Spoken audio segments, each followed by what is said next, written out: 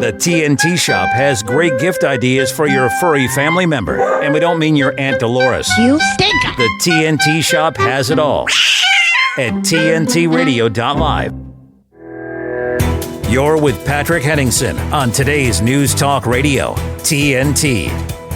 Welcome back, folks. Welcome back. We're in hour number 2, this live broadcast. Thank you very much for rejoining us here at TNT, Today's News Talk. I'm your host, Patrick Henningsen. We are streaming out live on multiple audio streams. Of course, you want to go to the mothership, that's TNTRadio.live, and you want to join the TNT chat community there. It's the red bubble in the lower right-hand corner of your screen. That's where you want to be during the program, because that's where all the action is in terms of chatter, debate, opposition research. There's memes in there. There's just a lot of good banter, quality banter in the TNT chat community. We have a good community for this program during our live broadcast. You can also watch us on the live streams on YouTube and also other fine video sharing platforms as well. You'll see all the links at TNT's main website, TNTRadio.live. Go there and get linked up. Now, again, to Ian Fail, investigative journalist in the first hour, talking about in the scenes, interference, meddling by domestic oligarchs, foreign. We'll talk more about that in the coming months, for sure. Welcome on to the program right now, however, investigative journalist and radio host Trish Wood joining us on the live link right now. Trish, thank you very much for coming on the program this week. Nice to see you, Patrick. I'm glad I get to do this once in a while, because I feel like I'm with a bit of a fellow traveler existing in this world where there's this terrible thing going on and nobody's really thinking about it the same way many of the smarter journalists are. So this is refreshing for me. So in terms of the big thing going on, let's talk about the main issue right now, what's happening in the Middle East. Trish, just give us your sort of your impressions, your thoughts from the last time we spoke. Obviously, things have developed a little bit there, but it's also stagnated as well. There's not a lot of movement, although we're very encouraged by South Africa's effort in the international courts of justice. Where are you at with this right now? Well, it changes minute by minute, right? It's kind of like a bad love affair where you're in, you're out, you're in, you're out. Like, I wake up some mornings and I think, well, that this can't possibly go on any longer because a certain thing happened. But by mid-afternoon, I'll witness that guy in the State Department briefing room responding to, well, for instance, the charge of this poor Palestinian guy who was waving a white flag and was shot in front of an ITV freelance cameraman. And him saying, well, Israel's our partner and we don't know about that and I haven't seen it. And it's like cognitive dissonance, because the kind of outrage that should be being expressed, that I believe mirrors the feelings of most good people. Nobody could be unmoved by that unless there's something seriously wrong with them. So I see those things and I think, how are they getting away from that? But I will say that briefing in particular did one thing that gave me hope. The media did what they used to do in the olden days when I was in the media doing these scrummy type of interviews over someone who was supposed to be accountable. The first reporter asked the question and he dodged it with, long answers that meant nothing. And then the second reporter picked it up, and then the third reporter picked it up, and the fourth reporter picked it up. And that's really a good sign, because it means that the reporters who are working that particular beat in DC are starting to get a little bit antsy about the fact that nobody's answering questions about what are clearly war crimes.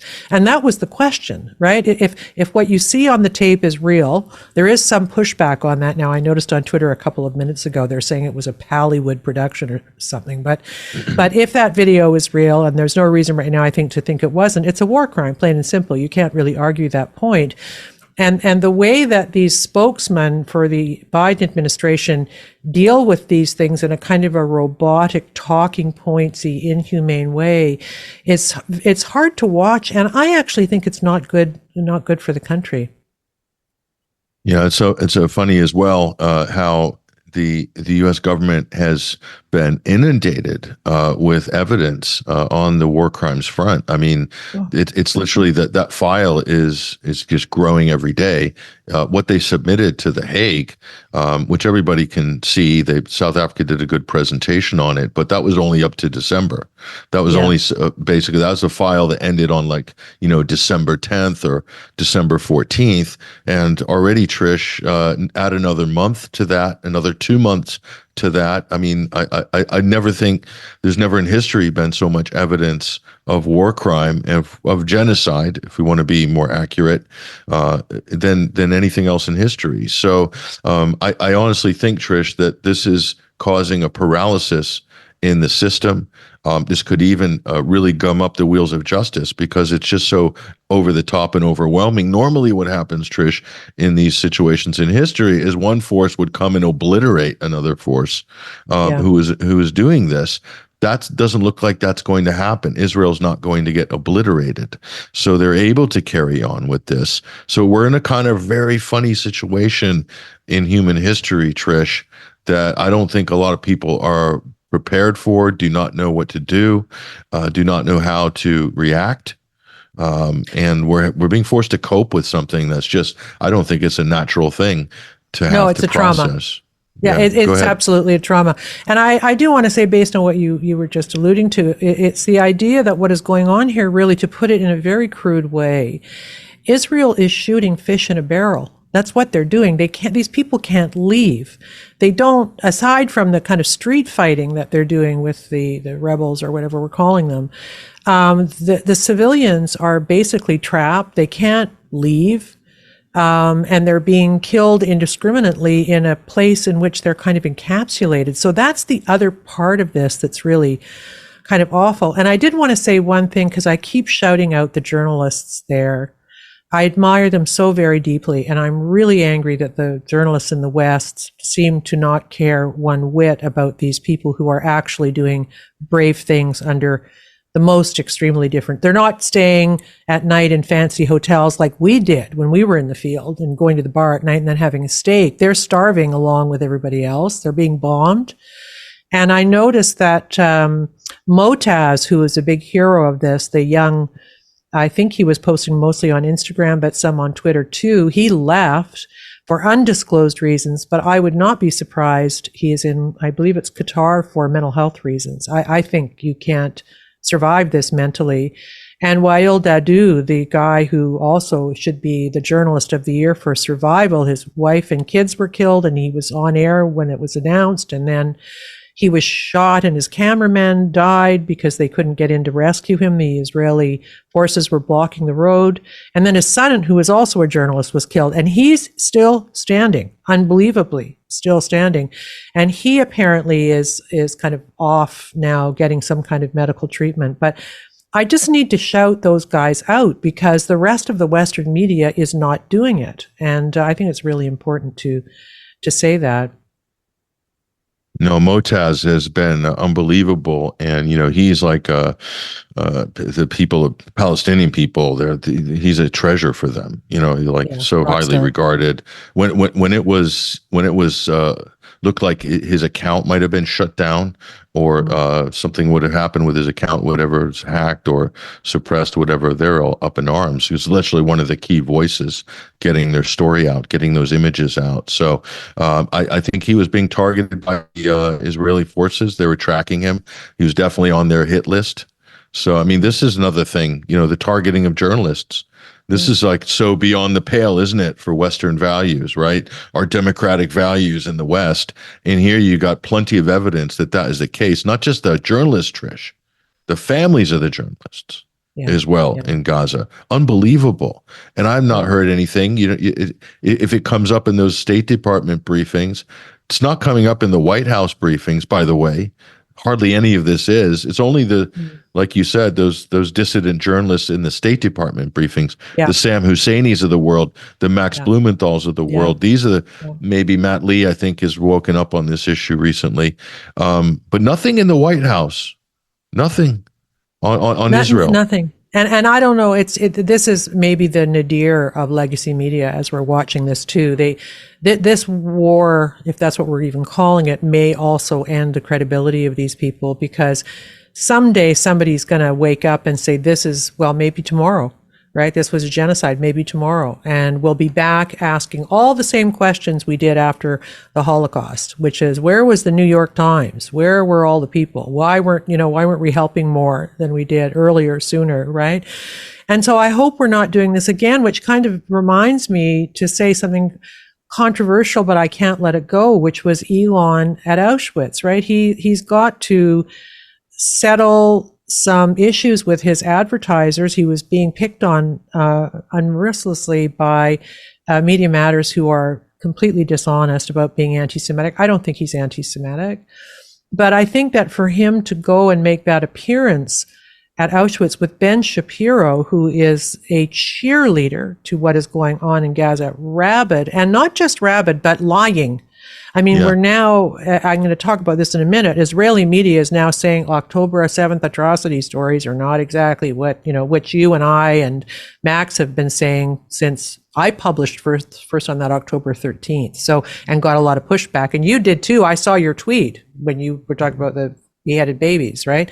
And Max was on it. And so we all have been talking about that with a reason. And the reason being that, and I think this is going to come out too, and I might try to find sort of an historical anthropologist on this to talk about it.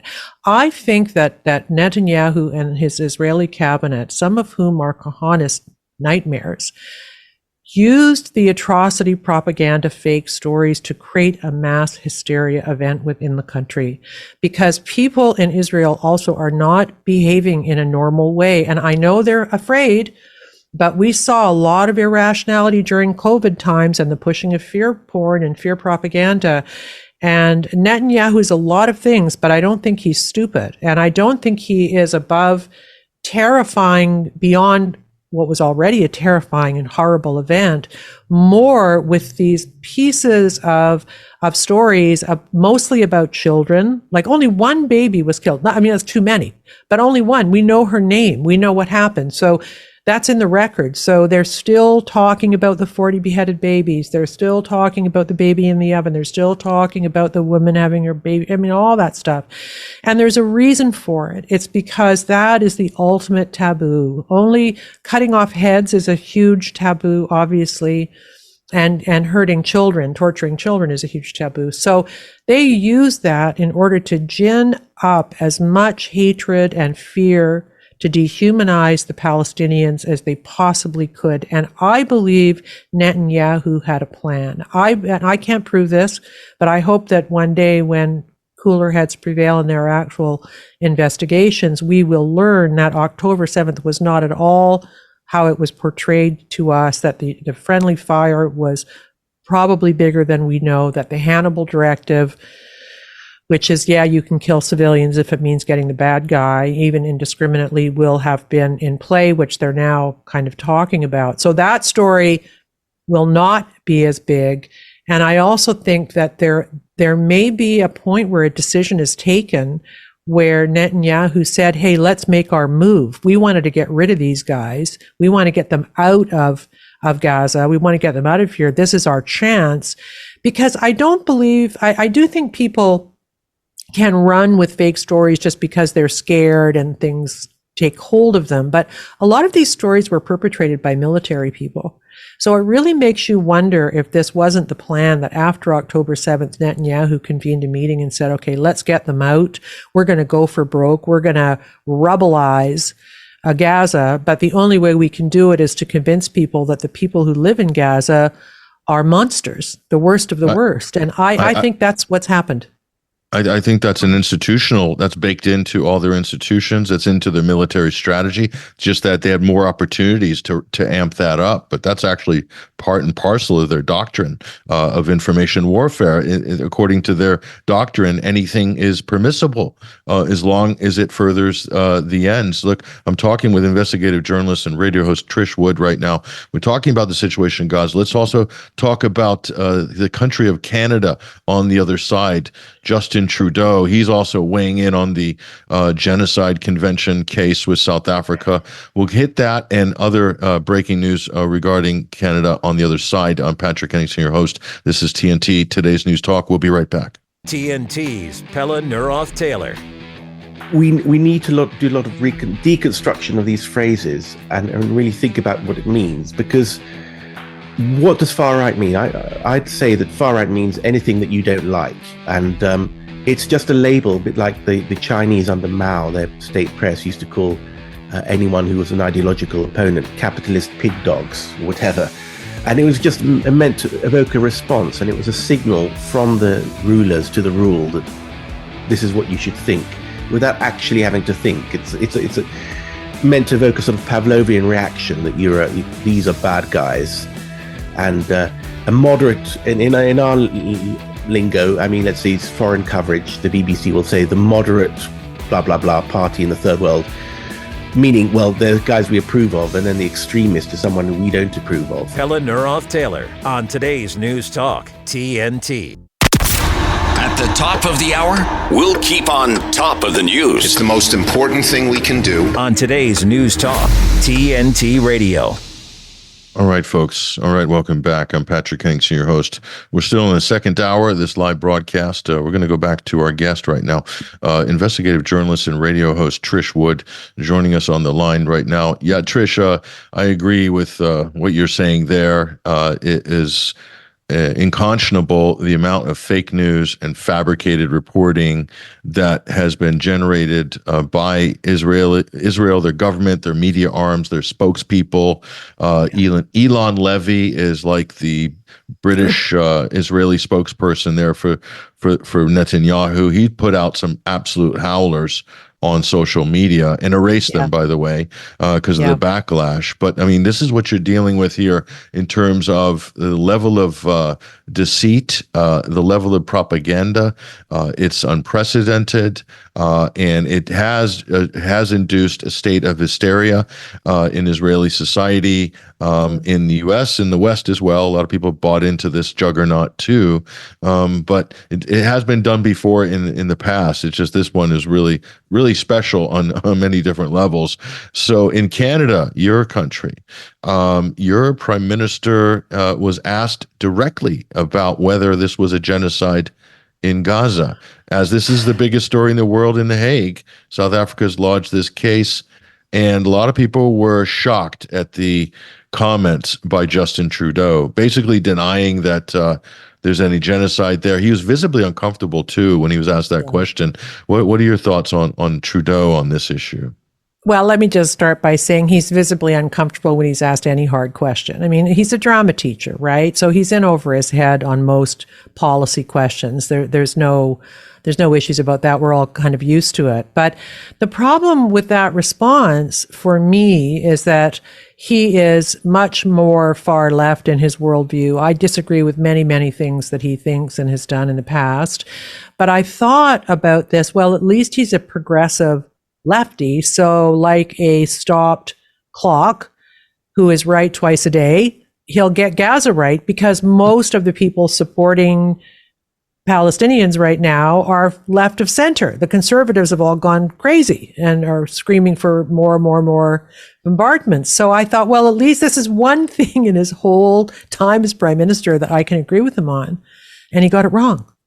And I think the reason he did get it wrong is because we all feel very strongly here, those of us who are wide awake and observing the world scene, that he is being puppeteered, by the globalists. And he's quite proud of it. He's a guy who loves his motorcades. His very own brother, who's quite an interesting guy, told me that what the prime minister likes most about being prime minister, that might be hyperbole, but likes a lot about being prime minister, is the motorcades. And he's legendary for having these 20-car blacked out window Suburbans with 98 million guys with, radios surrounding him. So he loves that high profile stuff. He loves Davos. He loves being part of that crew.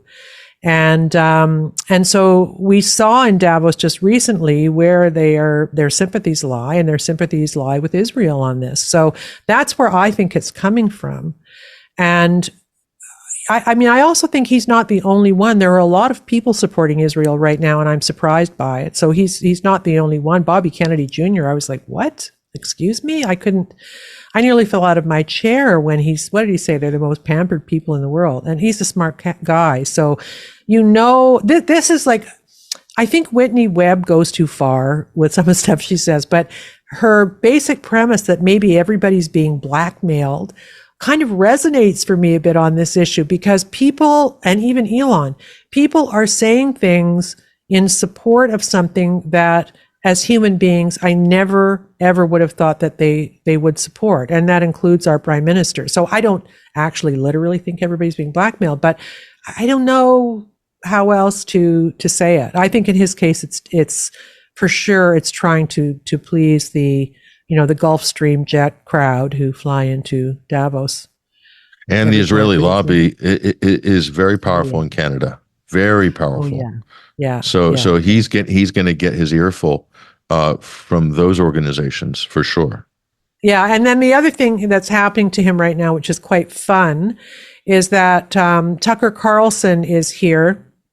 He's in Alberta, and our media here is so, like, legacy media is just so out of it that a lot of people here watched Tucker, especially on Fox News, his monologues. I thought they were terrific. And he's a very, very profound critical thinker. And there were days when I would say to myself around 3-4 in the afternoon, I wonder what Tucker's going to talk about tonight. And I hope it's this, because I don't know what I think yet. And maybe he'll clarify it. I'm sad that he doesn't do as many of those as he used to. He does more interviews now, but I love those. And so Canadians were very addicted to Tucker and are. And so he's doing, he's sold out show in like a rock place, like a big stadium. It's incredible. And of course, he spends the whole time on the stage crapping on the prime minister. So that's fun for people out west.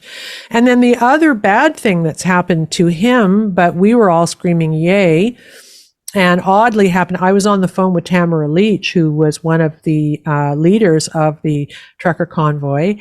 And she went, oh my God, you won't believe what just happened. And I said, what? And she got a message from somebody she knew on the law team saying that the Emergencies Act, which was when the prime minister sent in the horses and the cops in black bloc attire and froze the bank accounts and all these things that completely traumatized the country to end a legal protest, Justice Mosley found that the Emergencies Act was illegal. So they didn't have a grounds to introduce it that didn't violate the Charter of Rights and Freedoms. That is our first big legal victory on any of this stuff in 3 years. All the COVID lawsuits, most of them, now I think a couple of them they may have gone ahead, but they were completely overruled. They didn't want to hear some of them. When they did, they sided with the other people anyway. So this is a big moment. And I heard from a lot of my listeners that they felt for the first time that they could exhale as a Canadian again, because maybe their institutions were going to get it right. So that's not a small thing, losing this judgment. They said they were going to appeal. Chrystia Freeland came out and said, she looked pretty shell-shocked, actually. He pushed her out. He didn't even come out. She did. That they're going to appeal it. But I think this is kind of rock solid. And there are some calls that they need a leadership review. I think if he was an honorable person, which I don't believe he is, he would just step down. But this is a huge rebuke from an honorable justice. And let me just say, he probably lives in Ottawa, this justice, and the convoy is not very well liked there. So this ruling means that poor Justice Mosley is not going to get invited to very many good dinner parties in the near future. People are going to be mad at him for it. It went against the prevailing elite zeitgeist, is what I'm saying. So it was a big win, and we were all really happy about it. Oh, there's a lot of Canadians that are backing that judgment, that's for sure, right across the country. So the people are with them, but the elite are not. It's a very familiar theme, sadly, Trish, that we're seeing more often on all these issues. Yeah. But, well, that's what happened. Sorry, go ahead.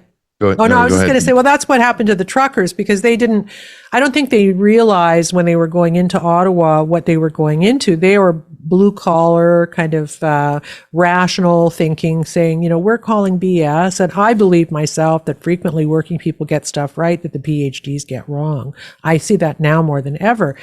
I don't think they realized when they were heading to Ottawa that it's a city that actually is the antithesis of what they are, right? So it's bureaucrats who make a lot of money, who were paid to stay home during COVID, full salary, on their Pelotons, ordering Uber Eats, working from home, right? So they were all totally groovy, while everybody else was like, oh, that's terrible, right? So the truckers show up and you immediately had a clash, a kind of a clash of civilizations. I call it a bit of a class struggle too, because the critiques by Ottawa citizens about the truckers are mostly silly. Oh, I smelt diesel fumes, or the honking was terrible, or something, on a major issue of public health, right? So there really was a case of two solitudes when these things met. And poor Justice Mosley lives in Ottawa, where they're hated. So he's not going to be a very popular guy. Yeah, well, look, this is just indicative, I think, of so many different issues. We have a similar dynamic in America and Europe as well. Populism being suppressed and technocracy being elevated, and they're defending their citadel, their cathedral. But this is a great judgment, very positive development there in Canada. Investigative journalist, radio host Trish Wood. Trish, give us a shout out where people can find your work before we go. Right. So I'm on Substack, Trish Wood is Critical, and I have a podcast, which is also called Trish Wood is Critical. The audio is on every platform, and the video right now we're carrying on my Substack page, and we're moving it to YouTube soon-ish, as soon as I can figure out how to work my camera properly. Not easy. Mm-hmm. Well, we got you tagged also on our X Twitter platform there on our show post. Yes. Follow Trish there for her hot takes, for her updates, for her links as well. Thank you, Trish, for joining us. And also, we're going to take a break right now and catch up with our research assistant for the show on the other side. Two big stories: the farmers' protests in Europe and the UK conscription. Are they serious? We'll find out more from Christian James on the other side. I'm Patrick Henningsen, your host. We'll be right back after these messages.